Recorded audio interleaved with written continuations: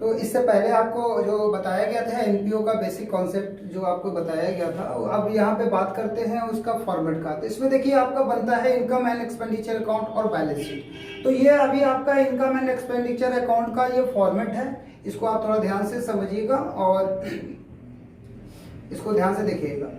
तो देखिए यहाँ पे सबसे पहले जो हम लोग देख रहे हैं इस चार्ट में कि देखिए सबसे पहले अगर हम बात करते हैं कि मेरी एक संस्था है, मेरी एक जो संस्था है जिसका हम लोग मेरा जो संस्था है वो काम कर रहा है एजुकेशन के ऊपर, मेरी जो संस्था है वो काम कर रहा है आपका हेल्थ के ऊपर। या आप मान लीजिए कि आपकी एक संस्था है और आप कितना सारा खर्च आप कर सकते हैं और क्या क्या इनकम आपको हो सकता है। अब वो एक बार नहीं, वो बार बार वाला होना चाहिए, वो सब आपको यहाँ पे दिखाना है।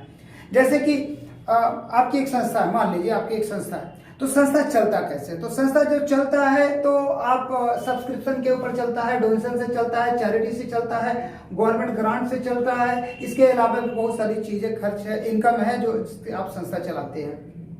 उसके अलावा उसके उलट बहुत सारा खर्च भी होता है। तो मान लीजिए अगर आप एक संस्था चला रहे, बात हम एक्सपेंडिचर का करते हैं, सबसे पहले खर्च की करते हैं। तो खर्च हम लोग कितना खर्च हो सकता है और जो बार बार हो रहा है कि एक बार हो रहा है, वो नेचर आपको देखना है। तो देखिए बात करते हैं सैलरी का। तो आप एक संस्था चला रहे हैं, तो मान लीजिए आप एक स्टाफ रखे, बहुत सारा स्टाफ काम कर रहा है, तो वो फ्री में तो काम नहीं करेगा, सैलरी दीजिएगा। तो सैलरी एक बार होगा कि बार बार होगा, ये आपको बार बार देना पड़ेगा।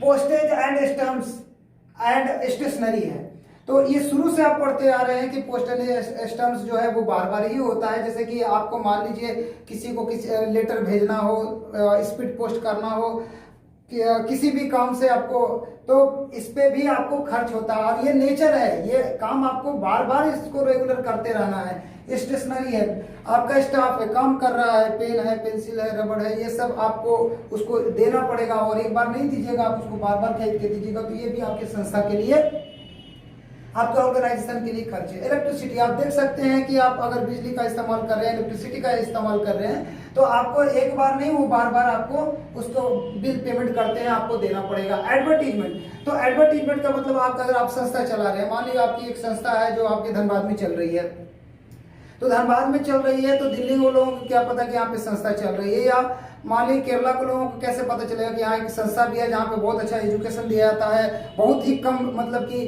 फीस लेकर, या बोलिए कि फीस ना लेकर, बहुत ही कम पैसा लेकर इलाज किया जाता है, ये बोलिए कि नहीं लेकर किया जाता है। तो वो सब एडवर्टाइज से ही उसको वहां तक वो खबर पहुंचाना है कि हाँ हमारी संस्था है, इस संस्था मेरा ये सब काम करती है। तो कोई भी एडवर्टाइज आप करते हैं तो वो फ्री में नहीं होता है, उसके ऊपर आपको हर बार खर्च करना पड़ेगा। तो ये एडवर्टीजमेंट हो गया। लेक्चरर्स फी हो गया। तो अगर मान लीजिए आपकी संस्था है जहां बच्चे आप पढ़ रहे हैं, तो बच्चे पढ़ रहे हैं तो आप टीचर हायर करिएगा, प्रोफेसर हायर करिएगा, तो वो फ्री में तो नहीं पढ़ाएंगे, उनको तो आपको चार्ज देना ही पड़ेगा, जिसको हम लोग बोलते हैं लेक्चरर्स फी। तो आपको उसको हर बार देना पड़ेगा। ऐसा नहीं है कि एक बार आपने हायर कर लिया, बस एक बार फीस दिया, बस बाकी बोलोगे नहीं देंगे, तो ऐसा नहीं होगा, वो भाग जाएगा। तो इसलिए आपको देना पड़ेगा। ऑफिस एक्सपेंसेस, देखिए ऑफिस एक्सपेंसेस में बहुत सारे छोटे मोटे खर्च होते हैं। जैसे कि मान लीजिए कोई खर्च हो रहा है कि मान लीजिए कोई आया तो उसको आपने चाय पिया, चाय के लिए पूछ लिया, किसी के लिए ठंडा के लिए पूछ लिया, कुछ इस तरह का छोटा मोटा खर्च होता है जिसको आप ऑफिस में डाल सकते हैं। जिसको आप हेड नहीं खोलना चाहते हैं उसको आप ऑफिस एक्सपेंस में डाल सकते हैं। लीगल एक्सपेंस है, लीगल का मतलब होता है कानूनी खर्च। अगर देखिए कभी कुछ ऐसा इत्तेफाकन होता है कि कुछ संस्था के ऊपर केस हो गया, या आप किसी के ऊपर आपने केस कर रखा है, तो आपको कानूनी मतलब लड़ाई लड़नी पड़ेगी। तो वो ऐसे ही नहीं है, आपको वकील जब हायर करिएगा तो उसको भी लीगल मतलब कि उसके ऊपर भी मेरा लीगल एक्सपेंस खर्च होता है, मतलब उसको भी पैसा देना पड़ता है। डॉक्टर्स भी, आप हेल्थ के ऊपर काम कर रहे हैं, आप हॉस्पिटल खोले हुए हैं, तो डॉक्टर हायर करिएगा, तो डॉक्टर तो फ्री में काम नहीं करेगा, डॉक्टर्स को भी उसको फीस चाहिए। मीटिंग एक्सपेंसेस, आपकी संस्था है, बहुत बड़ी संस्था है, बहुत सारे लोग हैं, तो बहुत सारे स्टाफ है, तो हर किसी के साथ हर महीने या आप 6 महीने पे या साल में एक मीटिंग रखते हैं जहां लोगों को बुलाते हैं। तो ऐसे ही नहीं बैठा जाता, उस मीटिंग में भी खर्च है, किसी को भाई चाय है, पानी है, ठंडा है, इस तरह का भी खर्च उसमें हो जाता है। तो सब मीटिंग एक्सपेंसेस है। सन्ड्री एक्सपेंसेस, मिसलेनियस एक्सपेंसेस और ऑफिस एक्सपेंसेस, एक तरह से देखा जाए तो तीनों सेम ही है। सन्ड्री, मिसलेनियस, ऑफिस, मतलब मिला जुला जो भी छोटा मोटा खर्च है उनको आप इस हेड में डाल सकते हो। अब जैसे कि मौलिक एसेट में डालने का मतलब क्या है कि मान लीजिए कोई आपके पास आते हैं लोग, तो आप उनको चाय पिलाते हैं, कुछ लोग डिमांड करते हैं नहीं चाय नहीं पियेंगे, हम कोल्ड ड्रिंक्स पियेंगे। आप कोल्ड ड्रिंक्स में भी कोई क्या बोलते हैं भाई हम थम्स अप पियेंगे, तो कोको कोला पियेंगे। तो अलग अलग अगर हम खर्च को इस तरह से हम लिखना शुरू करें तो बहुत सारा लंबा आपका चार्ट चला जाएगा। तो इसीलिए हम लोग मिला जुला सबको इसमें हम लोग डाल देते हैं। फिर इंश्योरेंस प्रीमियम, अगर आप संस्था चला रहे हैं, आपकी बहुत बड़ी बिल्डिंग है, बहुत सारे एसेट्स आपने इन्वेस्ट कर रखा है, तो कहीं ना कहीं डर होता है या कुछ ऐसी चीज दुर्घटना ना घट जाए कि जिसकी वजह से मेरे को काफी नुकसान उठाना पड़े, तो हम लोग इंश्योरेंस करा लेते हैं उससे बचने के लिए। तो वो उसका प्रीमियम हमको भरना पड़ता है, तो एक बार नहीं भरते, वो हम लोग बार बार भरते हैं।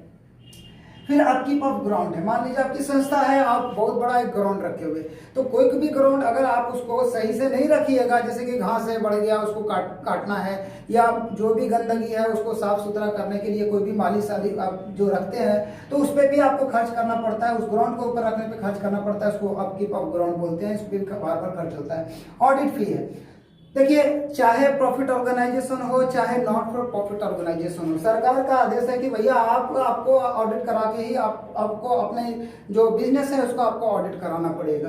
तो वो ऑडिट जो आपका सीए करेगा, तो वो सीए फ्री में नहीं करेगा, उसको भी आपको चार्ज देना पड़ेगा। टेलीफोन चार्ज है, तो टेलीफोन का मतलब आप अगर संस्था है तो जाहिर सा बात है बिना फोन का तो आज के दौर में काम नहीं होता है, तो आपको उसके ऊपर आपको हर बार उसके ऊपर भी आपको खर्च होता है, या बोलिए पोस्टपेड कनेक्शन लिए हो तो बिल आएगा तो आपको हर बार आपको पेमेंट करना पड़ेगा। इंटरटेनमेंट एक्सपेंसेस है, तो इंटरटेनमेंट एक्सपेंसेस का मतलब यहाँ पे हो गया कि अगर आप कोई मनोरंजन करा रहे, जैसे कि संस्थाएं हैं, बच्चे पढ़ रहे हैं, तो चलो उसका कुछ मनोरंजन हो जाए, तो कुछ मनोरंजन कराने के लिए आपने मतलब कि एक स्कूल का ग्राउंड लिया, उस ग्राउंड में बहुत सारा जो आप डेकोरेट कराते हैं, तो डेकोरेट जो हर साल ऐसा फंक्शन अरेंज करते हैं, तो हर बार आपको खर्च होता है। इंटरटेनमेंट करवा रहे हैं लेकिन उसके ऊपर भी आपको खर्च होता है, टेबल है, चेयर है, आपने हायर कर रखा है, तो उसको आपको बार बार देना पड़ेगा।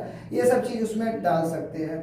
न्यूज़पेपर्स, तो न्यूज़पेपर भी आप एक बार नहीं लेते हैं, इसको भी आपको बार बार लेना पड़ता है, बार बार इसके ऊपर आपको पैसा खर्च करना पड़ता है, तो ये न्यूज़पेपर। मेडिसिन है, कोई आपकी संस्था हेल्थ से डिपार्टमेंट से काम करती है, मतलब हेल्थ से जुड़ी हुई काम करती है, तो मान लीजिए कोई आपके पास कोई पेशेंट आया, मरीज आया है, वो एडमिट हुआ है, तो जाहिर सा बात है उसको दवा दीजिएगा तभी तो ठीक होगा, तो उसके लिए आपको मेडिसिन भी चाहिए। तो क्या एक ही बार दवा लेने से हो जाएगा कि बार बार लेना पड़ेगा? तो जाहिर सा बात है कि आपको बार बार खरीदना पड़ेगा, तो मेडिसिन हो गया। उसके बाद आपका डेप्रिसिएशन है। जनरली क्या होता है कि जितने भी असेट्स है, फिक्स्ड असेट्स हैं, उसके ऊपर आपको डेप्रिसिएशन चार्ज करना होता है, वो एक बार नहीं होता है, बार बार होता है। इसके अलावा भी बहुत सारी खर्च है, बहुत सारा खर्च है जो आपका इसमें आएगा। जैसे कि अभी एक मेरे दिमाग में अभी जस्ट एक और आपका आ गया है, चैरिटी शो एक्सपेंसेस। मैं आपको यहाँ पे कर दे रहा, जैसे कि यहाँ पे कर दे रहा, चैरिटी शो एक्सपेंसेस। आपने क्या किया कि एक शो अरेंज कराया चैरिटी के लिए कि चलो शो एक करवाते हैं, किसी सेलिब्रिटी को बुला लेते हैं, थोड़ा एक्टिंग सेटिंग करवा लेते हैं, या कोई गाना सिंगर को बुला के कोई गाना वाना गवा लेते हैं, तो उसको देखने के लिए जो भी आप जो लोग आने वाले हैं उसका अरेंजमेंट आप करेंगे, तो उसमें भी आपको खर्च होगा।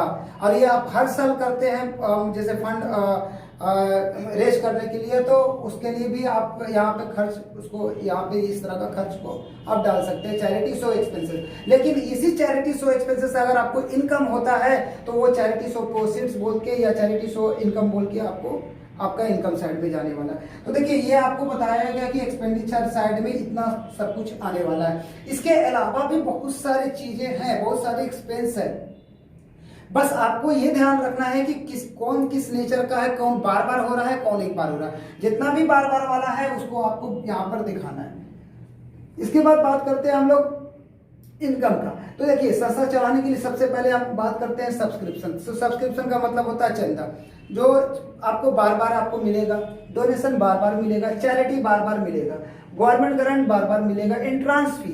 देखिए सिंपली ऐसा है कि कहीं आप मूवी देखने जा रहे हैं, तो मूवी देखने जा रहे हैं तो एक टिकट आप कराएं तो एक टिकट पे एक ही मूवी देखिएगा ना, ऐसा तो नहीं है कि 100 देखे फिर वही टिकट पे घुस जाएंगे। तो आपको एंट्रांस लेने के लिए फिर आपको बार बार एंट्रांस फी देना पड़ेगा, तो वो हॉल वाले के लिए क्या है, वो आपके लिए इनकम है, ठीक है। उसी तरह यहाँ पे भी होता है, एंट्रांस फी अगर है तो बार बार होगा। रेंट फ्रॉम हॉल है, आपकी संस्था आपके पास बहुत बड़ा हॉल है, बेवजह पड़ा हुआ है तो उसको क्या किया आपने, किराए पे दे दिया, या मान लो वो कुछ भी लोग सोसाइटी में फंक्शन होता है, आप उसको किराए पे दे देते हैं कि लो भाई इसको लो, तो उससे भी आपको इनकम होता है, हर बार इनकम होता है। लॉकर्स रेंट, ये भी आपका होने वाला बार बार इनकम है। एडमिशन फी एक बार नहीं लगता है, जैसे आप लोग स्कूल में भी आप लोग देख रहे होंगे, बहुत सारे स्कूल है जहाँ पे एडमिशन फी आपको हर बार देना पड़ता है। ट्यूशन फी भी आपको बार बार देना पड़ेगा, तो ये सब आपको बार बार वाला नेचर है। इंटरेस्ट ऑन इन्वेस्टमेंट, आप क्या किए कि कुछ संस्था में पैसा है उसको आपने मार्केट में इन्वेस्ट कर रखा, तो उस इंटरेस्ट से उससे आपको वहां से क्या मिलेगा, आपको बार बार इंटरेस्ट मिलेगा, चाहे आप उसको इंटरेस्ट ऑन इन्वेस्टमेंट बोलो, चाहे आप उसको इंटरेस्ट ऑन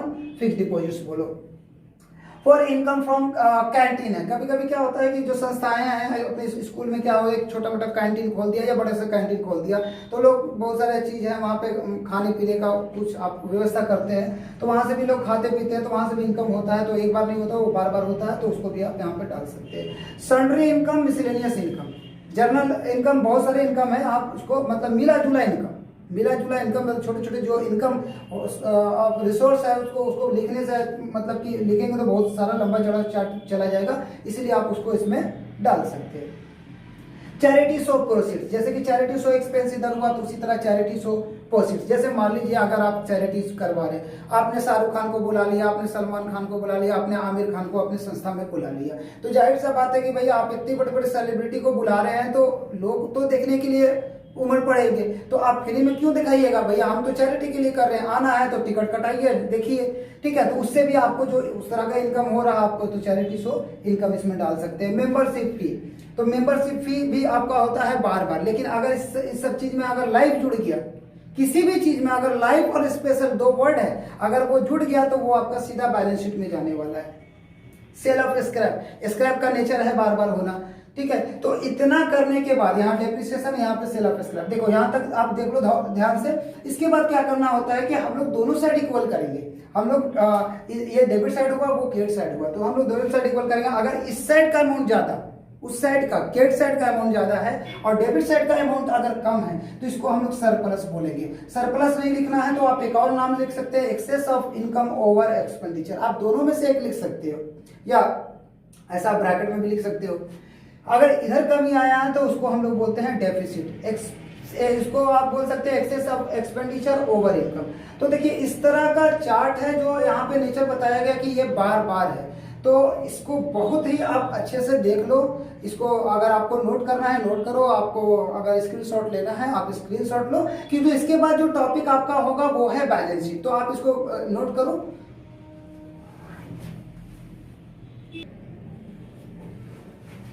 अब आप देख सकते हो वो तो आपका फॉर्मेट हुआ था इनकम एक्सपेंडिचर का, और ये है आपका बैलेंस शीट का फॉर्मेट।